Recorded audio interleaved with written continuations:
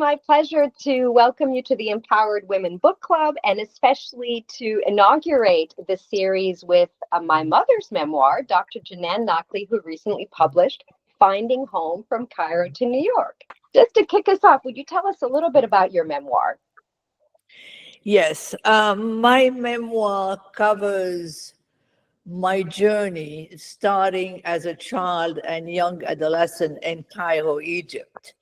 An only child, a daughter in a patriarchal society, to doting parents, Catholic, attending a nun school, and finds me 20 years later, having gone across 4 continents, in New York, a professional woman, mother of 2, and living there, and finding New York my home, the home I chose, and where I felt accepted, where I had, the comfort of a home. In between the two, life happened. Many challenging moments, few exquisite ones, unforgettable. And I would say it's the difficult ones who brought me to you today, and that made my life worth writing about in a memoir. I recalled most of the events as I showed earlier, because at some point I realized that, events that I was living were in some ways unusual, in other ways probably shared by others. And I wanted others to know that if I did it, somebody else can do it. And maybe find out before I did how to avoid the pitfalls. Yeah. So that's in a summary, the memoir, without disclosing all the events. No, that's great. Very useful indeed. And I wanted to ask, you were a clinical psychologist for many years and had an active practice before you started writing this book. I think you've addressed it partially, but why did you feel the need to bring this book into the world? Well, it's a conjecture of a wish. As I said, I had my list, my life, with all the events that had happened as they occurred, and the circumstances. My younger daughter was expecting her third child and had moved to Houston from New York. And she and her husband asked me to move to Houston. At the time, my practice was, doing very well. And I love New York, as I've said. But a couple of things happened. First of all, I felt that I hadn't fully enjoyed seeing my daughters growing up, because I was so busy and so taken by work that I didn't savor, every minute with them. So that, I think, was very tempting. And I decided I moved to Houston. I moved to Houston soon after there was COVID. And then we were locked at home. Joelle told me, "Mom, you're used to working 14 hours a day. What are you going to do with yourself? You're going to drive everybody insane if you continue, if you don't do something. Please do something. Why don't you write your memoir?" I said, "Write my memoir? What are you talking about?" And then I remembered my list, and I joined 2 seminars, one after another. And that's how it started. And it started in June of 2019. And I published in December 2024. Yeah. So that's, and it's something that is absolutely tiresome, time consuming, emotionally consuming, but wonderful to realize. Mm. It's probably one of my great accomplishments. Not in terms of quality. I'm not talking about the quality. I'm talking about the achievement.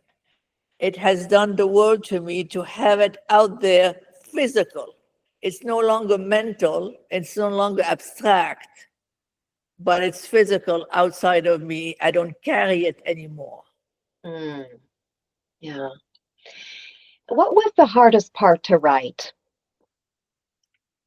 Uh, Or the hardest part about writing it? Either, yeah, either, I was going to say that heart takes two different avenues, at yes. least.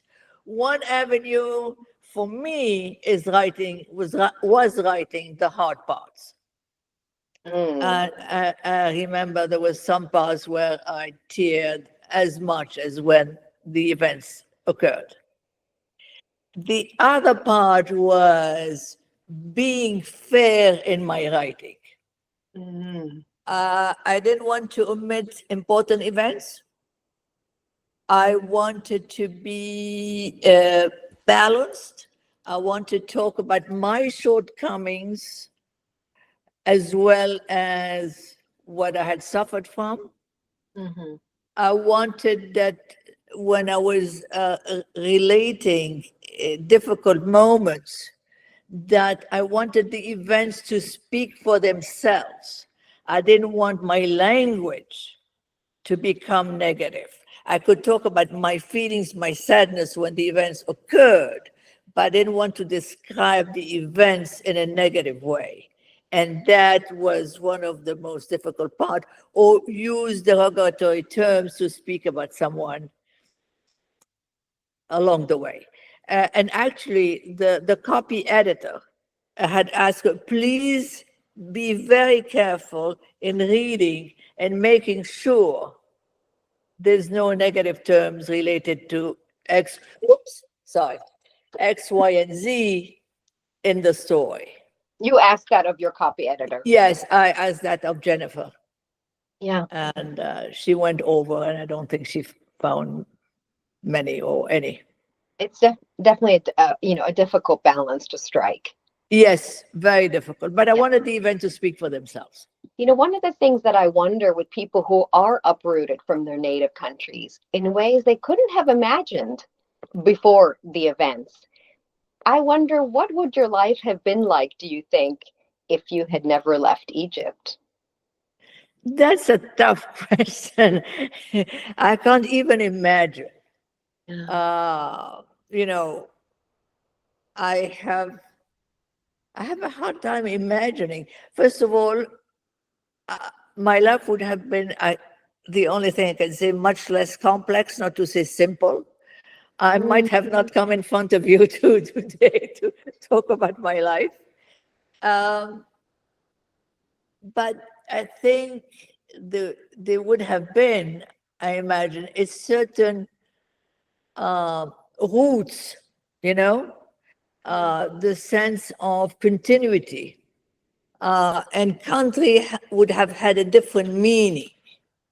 Once you get uprooted from your country of birth, country is no longer a geographical location where your parents, your grandparents were born.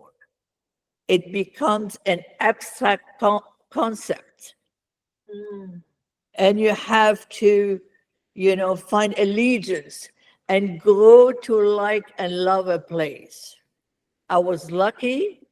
I found that place in New York, but it took 4 continents, 24 relocations to find that place. Yeah. So, yes, it would have had a different meaning. Well, thank you for answering that. It's something that I wondered about as your daughter, and listening to you speak and what I know about you that isn't necessarily in the memoir. I think you might have played a political role because of, you have other interests as well as psychology and writing. But that's just an imaginative moment that I'm having. But political role, In Egypt. well, maybe by writing my memoir, I am outside of the norms. Yeah. That's to begin with.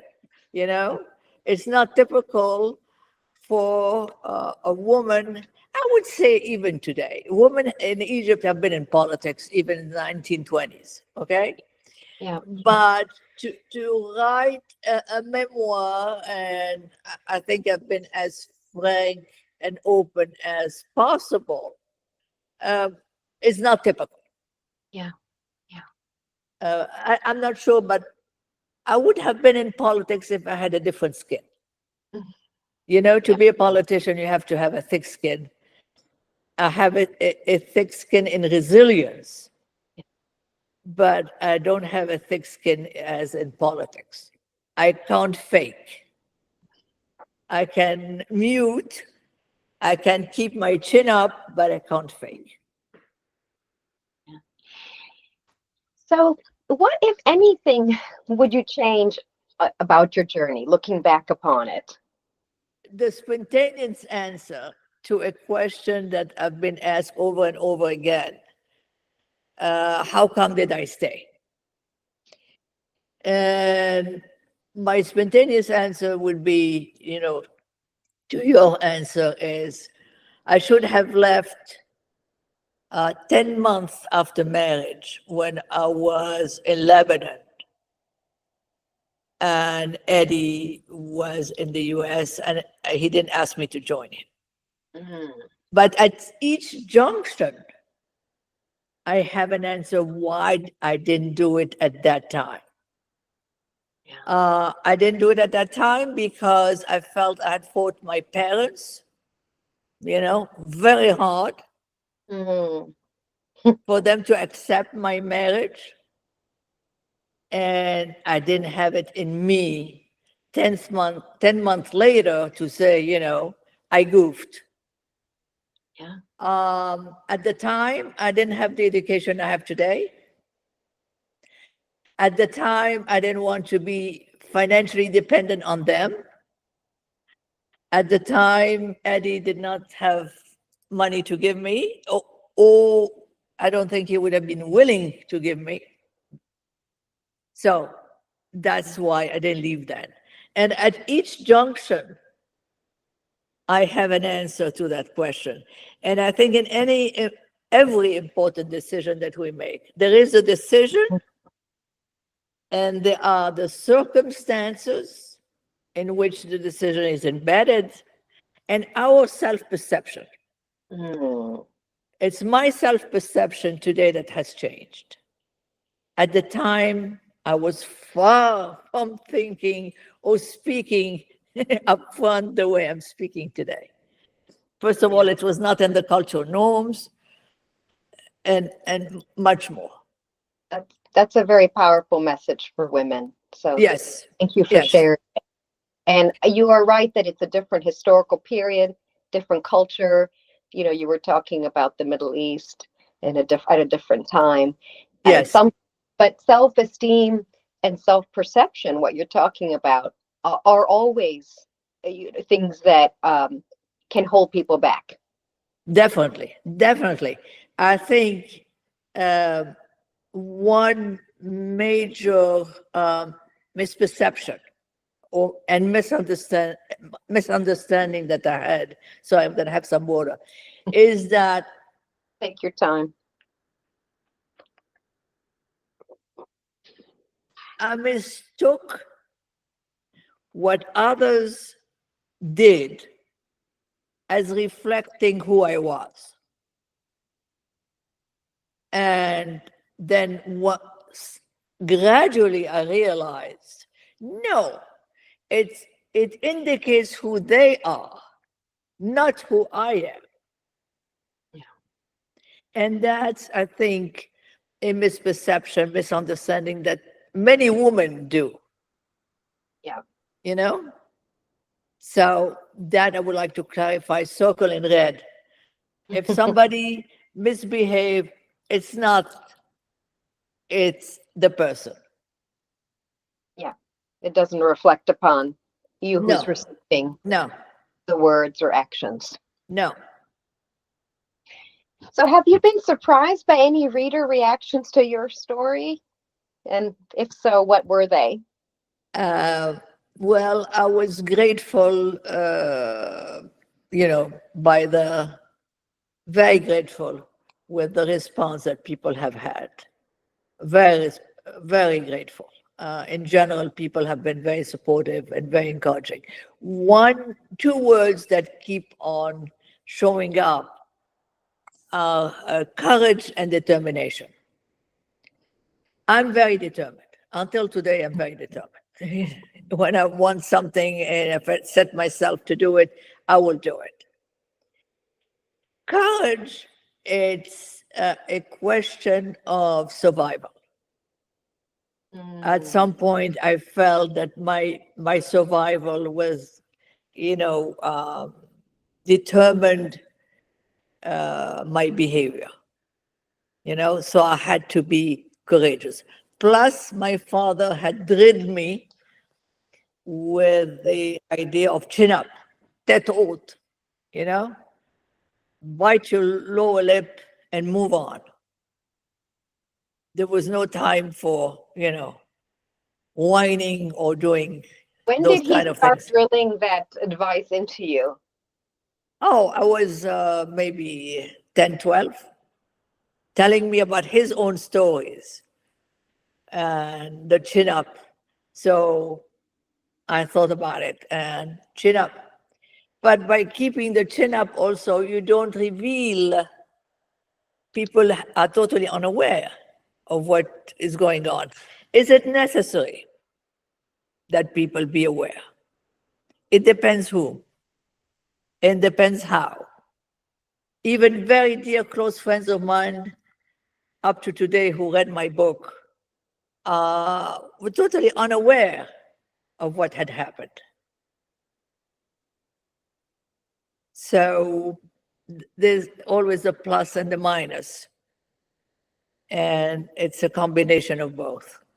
Yeah. And maybe some of there's going to be time for questions from the audience. They may pick up on that as a theme. Yes. What was the hardest part about publishing, would you say? Just moving into that next stage. That I thought it was the icing of the cake, and it was ultimately. But until then, I think to be wear my psychologist hat, I would say it requires a lot of executive functions, and it and it requires a lot of patience, and also finding the right people. I think in general, I've been very lucky in that way, except for one, but it was, then I had the very right person. And I'm going to say that one really has to plan ahead the publication. For me, I got to a point where I had to finish the writing, and I was wondering, when is it, am I going to feel, when am I going to feel that I'm done? Every time I read the manuscript, I would find something else. And I'm sure the something else writers on the call will, that I writers on the call deemed will had to be changed. And sometimes the change required more or less, editorial work. But then again, finding the right people, being on the same page, and putting all together, and then, deciding on the publication date.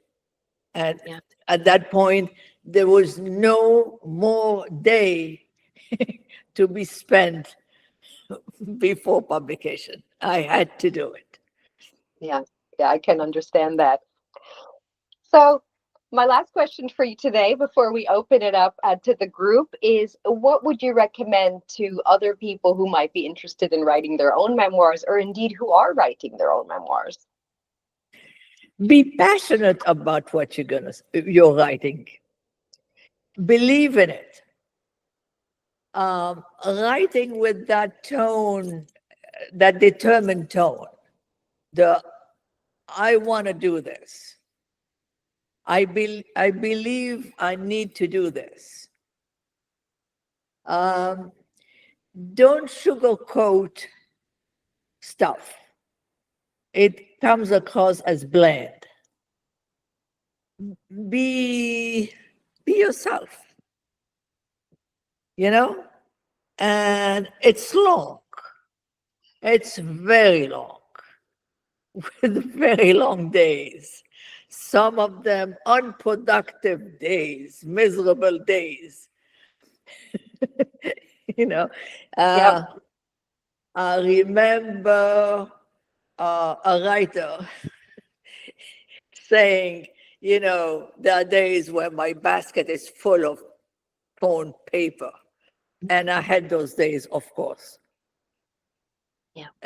But then one day you say, that's it, that's the best I can do. And here it is. But if you have it, don't hesitate, do it. Be kind to yourself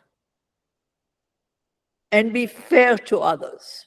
By kind to yourself, I don't mean giving yourself excuses, but also not, being too tough and being fair to the others. You never know what goes behind a person's mind and the why of the other. Yeah. All I could do is bring myself to that point and do the best I could on to December 5th. Excellent. Thank you, Well, Joelle. So you didn't know what you were getting your mother into when you made the suggestion.